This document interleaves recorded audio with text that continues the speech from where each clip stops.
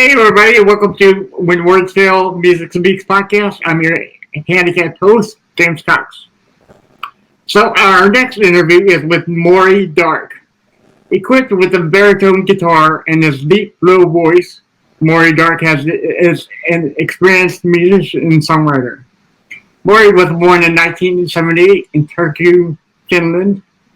He is a singer, songwriter, multi-instrumentalist, established musician, and professional visual artist. He has made 8 albums and 500 shows in 25 years with different bands. Mauri is known for 5 albums with metal duo Mystons. With that in mind, Dreams of a Middle-Aged Man is Mauri Dark's first solo album. Ladies and gentlemen, Mr. Mauri Dark. Hey man, how you doing? Hi, I'm good. How are you? Good. I'm good. I'm good. So you're all the way in Finland, right? Yes, I'm in Turku, Finland, in my home studio right now. Nice. So you are our first guest from Finland. So we do thank you for coming on the show today.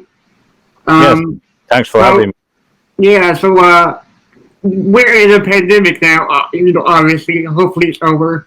So what have you been doing for the past almost a year with this pandemic going on? Yeah. Yeah, well, I've been working with my visual arts project, and I make public art for living. So that's what I've been doing, and this album and music. So that's the main things I do. And I have 2.5-year-old daughter too. So. Oh, nice. That's always fun, Yeah. Congratulations on that. Thank you. Yeah. So okay. So I've said it before. You've been really busy over the past 25 years or so. I just read you made 8 albums and 500 shows. Yes. That's what I showed, man. So did you start touring like after college or like high school, or like when did you first start your music career? I started playing drums at 8 years old or 7 years old. Okay. Like seriously playing in band started in 16 years old in high school. And then I have been doing it quite regularly. Right. Okay, cool.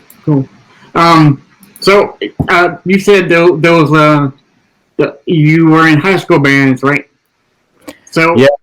Not really high school bands, but we had friends from other high schools, and we had our first band. Yeah. Because I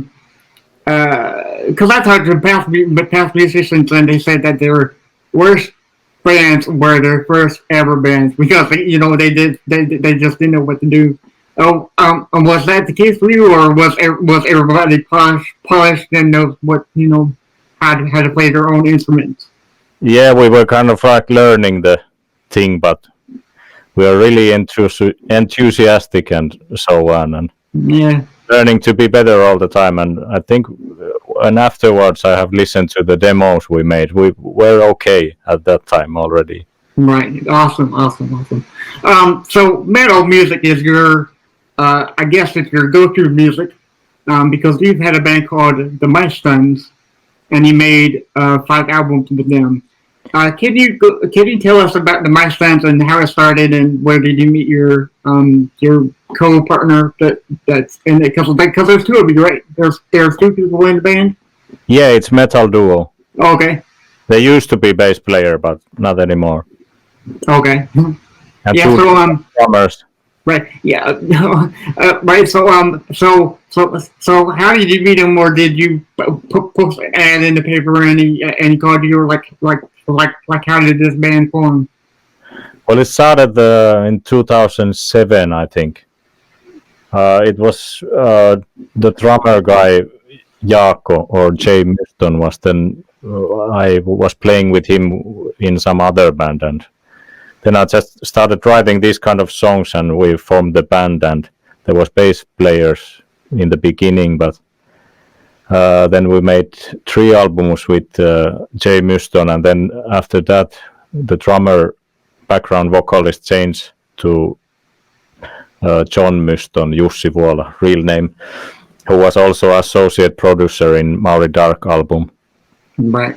So it's 2016 was the last album we made, and now we have been sort of like keeping a break, Right. and we don't know what happens in the future. Hey man, you might come back, So a lot of great bands, just take a break and way later down the road, they come back in full force. I hope y'all do, Yeah, I think we will. Yeah, good. Yeah. So when you were in your other bands prior to Mystons, why do you think you were best known in Mystons? Was there not a pivotal recognition in your other bands? Well,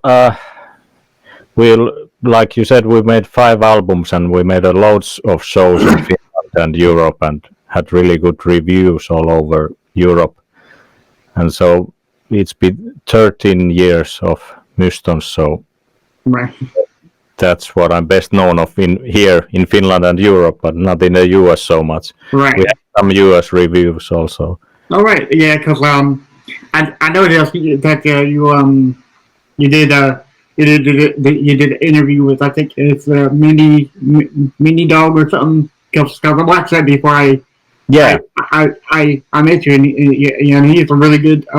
So I guess you're getting publicity everywhere, right? Not just Finland. Yeah, it's easy to get music these days to worldwide distribution. So why celebrate on Finland? We are a small country. There's 5.5 million people only here. Ooh, yeah. Well, I guess that's really small compared to the U.S. and other like Canada or something, because yeah. But I mean it's a beautiful country, right? Yeah, I think there's a lot of like natural places like Lapland and so on. Yeah. Pure nature left in here. Cool. So you've been touring a lot, and sometimes you run into bad shows and good shows. What are some of your best shows that you ever played? Like where nothing went wrong, everything went like grade A, perfect. Like best show. Yeah, best. Yeah. Always when you go to tour, you play every day, and you learn the songs and the performance all the time better. So the kind of the last shows on the tour are always the best ones. Right. So maybe some European tour shows. I can't remember exact shows because always because you all did like 500 shows, right? And that's a lot. That's a lot to remember, Yeah, and they get blurred when you sleep. Right. Yeah. Right. Yeah. The Spinal Tap thing is real thing. Hello, Cleveland. You don't know what city you are in. Right. Yeah. Because I think that Spinal Tap really nailed it. Because honestly, I've heard from countless musicians that's the way that musicians like this. They don't know where to go. They're confused about what city they're in because they're drunk or they don't know. They just plain don't know. Yeah. So I think Spinal Tap is a true documentary. Yeah, it is. It's kind of hard life when you like stay up until 5 a.m. until everything is like unpacked and loaded, and then you go to sleep for a couple of hours and you wake up in some place early in the morning, and then you start driving to the next city. So there's a little of sleep on tour. So that's why you're confused all the time. Mm-hmm. So with many subcategories of metal, what kind of metal, like you have like dark metal, death metal, doom metal? Actually, I don't know what that is. Yeah. But what subcategory would your metal music be considered as? More like a rock side or more like a thrash metal side? Yeah, I think it's like a blend between heavy rock and doom metal and gothic metal. Those are the main three things. The main three, yeah. Yeah, because I know that your solo album Dreams of a Middle Aged Man was, I think, was produced by the guy who produces, I'm sorry, mastered by the guy who did some Metallica albums, right? Yeah, it was mixed by this guy Healy Heelesma, who has done Right. Yeah. him and Apocalyptica and bands like Right. that. Yeah. He's mainly done metal, but he's like really, really good in doing singer-songwriter stuff as well. Right. Now, I'm not sure what mastering and mixing does, but knowing that he mixed and mastered Metallica albums, did he kind of guide you in the way that you said, "Oh, well, okay, well, it needs to sound like this to make it sound a little better," or did he just master the album for you? Yeah, well, you mean the solo album? Yes. Yeah, the solo album was mastered by Vlado Meller, who is in the USA, and it was mixed by Healy Heelesma. Mixing is kind of blending the different instruments together in right volume and right sound, and mastering is making it like sound good in every device you listen to it. Right. And this was one I've worked with a lot of professional mastering guys, but this Vlado Meller guy, he was absolutely the best I work with. He, like, usually you have to go back to the mastering once to make some small changes or so on, but he like got it right away. Right. Yeah. And it sounded really good, the end result. So your solo album just released on December 13th of last year. Hey, 2021, right? Yeah, so it came out in 2020. So what made you want to? I know you said that the Mystons is not a band for no more until later on, but did you like really want to get back into to making music? It's like, okay, well, I've done countless albums with bands. I want to try a solo album. Was that your train of thought? Well, I've been doing music and songs for like 25 years, and writing songs is something, it's really hard to explain. It's a part of my life, and you kind of comes naturally. You can't, or you shouldn't force it into anything. And these singer-songwriter type songs started coming out because I had a lot of life changes. I break up from my girlfriend, and my mother died, and then I got married and had my firstborn daughter. So Nice. there was a load of things happening, and Yeah. small midlife crisis as well. Right. So that kind of changed the way I wrote music, at least for a while. I don't know what happens next. Well, it's funny that you mentioned midlife crisis because I watched the Dreams of a Middle-Aged Man video, and that's a really beautiful video for me to watch, because I think that what what I gather is from the video is the father was going through like a semi midlife crisis because he's letting his daughter go. Yeah, that's exactly it. Okay, all right, good. Oh yeah, did I get it right? Yeah. Yeah, you got it right. Right. Yeah. So was this whole album based on what you went through in the past, or was it an album that you just thought, hey, this might be a good storytelling album that I could put out? Well, it's kind of, the songs were written between 2016 and 2019, so it kind of focuses on that, what happened in my life during that time. And it starts from the breakup in the first song, Poison Woman. Right. And a bit bitter moods, and my mother is getting cancer treatments and things like that.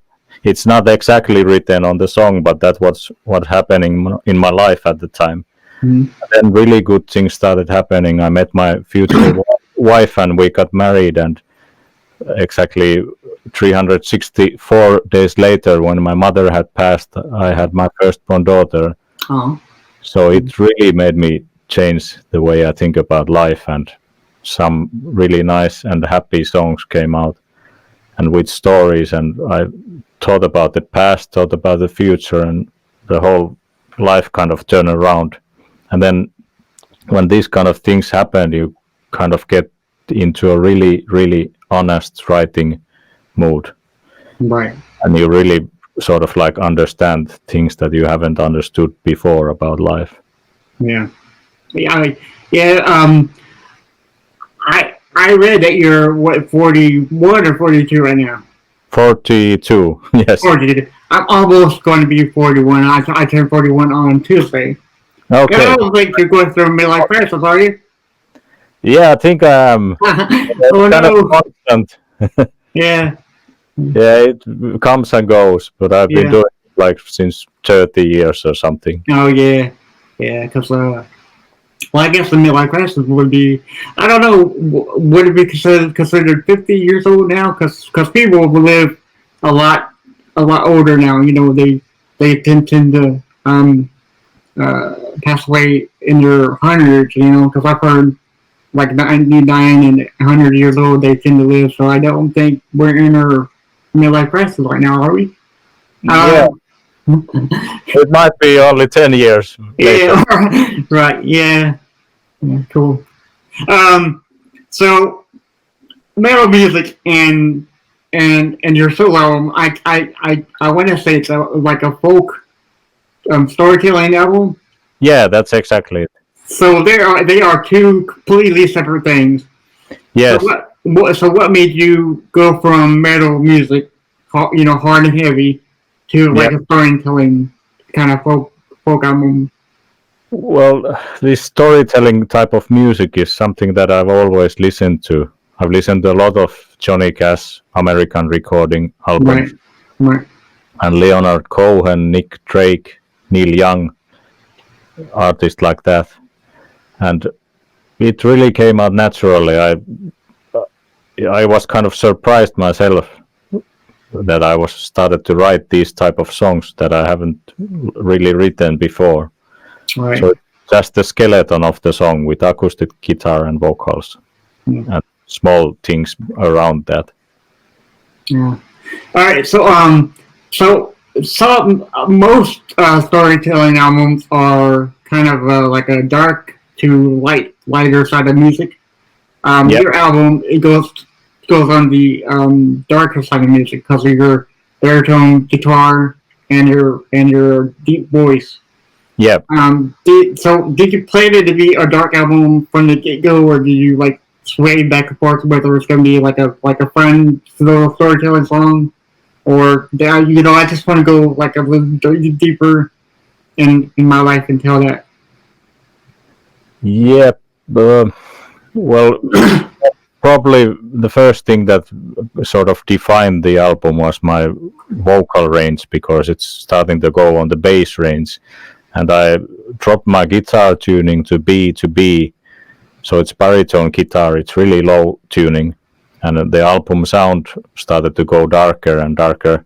Yeah. But it's not like there's also optimism and happy things on the album. It's not that dark.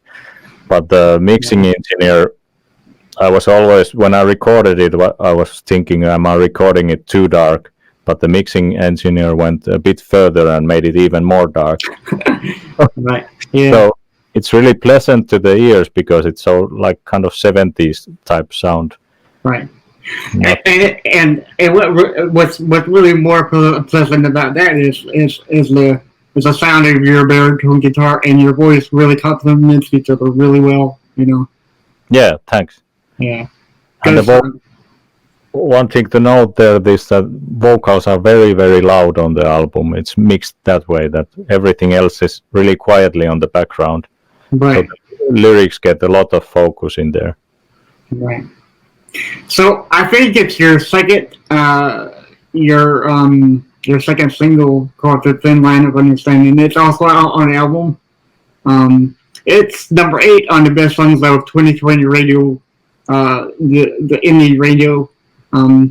What was it like for you to hear that news? Well, I heard it yesterday. It was really surprising and happy thing to hear. Cool. Yeah. Yeah, I didn't know about it that it was there playing.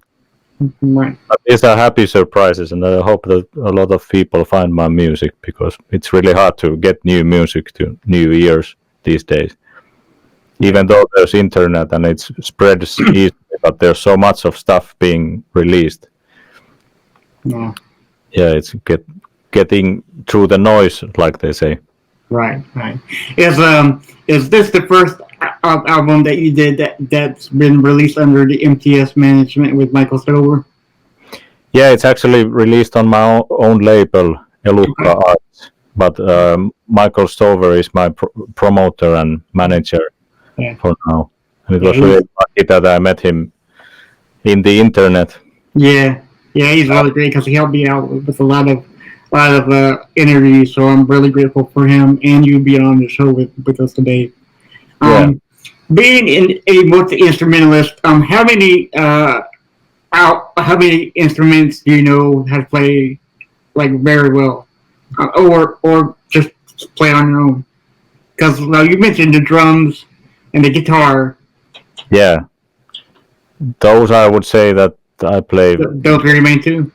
I play very well drums and guitar. Okay. Those are like the only instruments, but then I play also piano and keyboards and bass and whatever. Right. Whatever. To get it recorded on the album, but right. Yeah. So going back to the guitar, so do you remember your first guitar ever, and do you still have it somewhere? Yeah, I have it. It's a old classical Yamaha guitar. I bought it from a friend really cheap, and I still play it. It's like a lot of guitars have gone, and I have bought a lot of guitars after that too, but a lot of them are sold. But I've kept the first one because classical guitar, it's different with the nylon strings and really nice guitar. Cool. And all the guitars have like different songs in them. Right. That's why it's good to have many. When I was watching one of your Mystons video packages, I noticed that you had I want to say, not you didn't play with the metal guitar, and I like playing that to you. Yeah. Most people or most metalheads consider, like a Gibson SG, James guitar, the Dimebag Darrell guitar, or Phillips Explorer as metal guitars. When I saw you playing with that, I don't know what it's called, but it has like F hole in it. I was like a really. I don't consider that a guitar, but I'm like, wait a minute. The guitar doesn't make the music. The music makes the guitar, right? Yeah, it's semi-hollow. It's Gibson ES350T. I think it was used by Muddy Waters, if I'm correct. But it's semi-hollow. It's jazz guitar basically. But you can get all kinds of sounds from it. It makes really good distorted guitar, and you can play all sort of music with it. And I've always liked semi-hollow guitars and always played with them. And I don't know how to do it otherwise. Right. Yeah, because yeah, I'm meant to say that Gibson SG makes really good heavy metal sound, but it makes only one sound, so it's much more versatile guitar, semi-hollow. Yeah, the only person that I've ever seen, well, I've seen a lot, but I've been on YouTube for the past few days, and the only person that I've seen with the semi-hollow guitar is Ted Nugent. Yeah, that's right. And that cat just wails on it. Anyone think that kind of sound comes from that guitar, but it does. That's a really great sounding guitar. Yeah, I think he has Gibson. I'm not actually sure. It's Gibson ES175 or Gibson Birdland. I have similar kind. I played it on this album, on Mauri Dark album. All the electric guitar parts are played with jazz guitar as well. So you make all sorts of music with that. Yeah, because you're right. You can play with any kind of any kind of genre of music you want, and it's just sounds perfect, you know. Yeah, and one thing it does have, like, it has really nice kind of feedback or sustain sound, like you play like you're playing a violin or something. Yeah, right. I don't know if you know what I mean. When you put it close to the amp, it starts singing, and it's really musical kind of. Yeah. Singing. Okay. Yeah. So I just have one more question for you. Okay. So as you know, we are when words fail, music speaks, and that can't be truer to the ear. Is there a song that you have heard that you can't explain to anybody else? It just moves you in some way that you can't really explain it to me.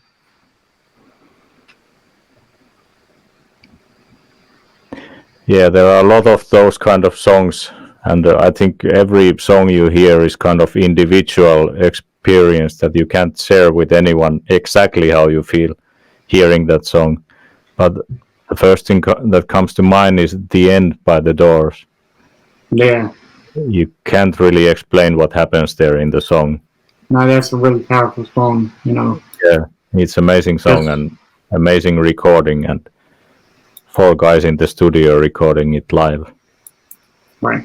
Yeah, and if Jim Morrison was still with us, you know, who knows how far they would go, you know. Yeah. So, yeah. So you can find Mauri Dark at Instagram at Mauri Dark Music, or Facebook. Mauri Dark Music also is I guess that's the whole that's her standard handle. Yeah, that's Okay. it. Yeah. And the best from my website, mauridark.com. There you can find all the social medias and Spotify and Cool. things like that. Well, it was a real pleasure talking to you. We do appreciate you coming on so late, because I know it's at least like 12 p.m. where you are. Yeah, and it's like 5:12 p.m. here. So yeah, I gotta get you to bed, right? Yeah. All right. So thank you very much for coming on, and hopefully we'll have you back sometime soon. Yeah, thanks so much. It was fun talking to you. Sure. All right. No problem, man. Thanks. Stay healthy. Bye. You too. Bye. And good 2021. Yes, sir. Yes, sir. It's got to be better, you know. Yeah. So, okay. Thank you. Bye. Bye.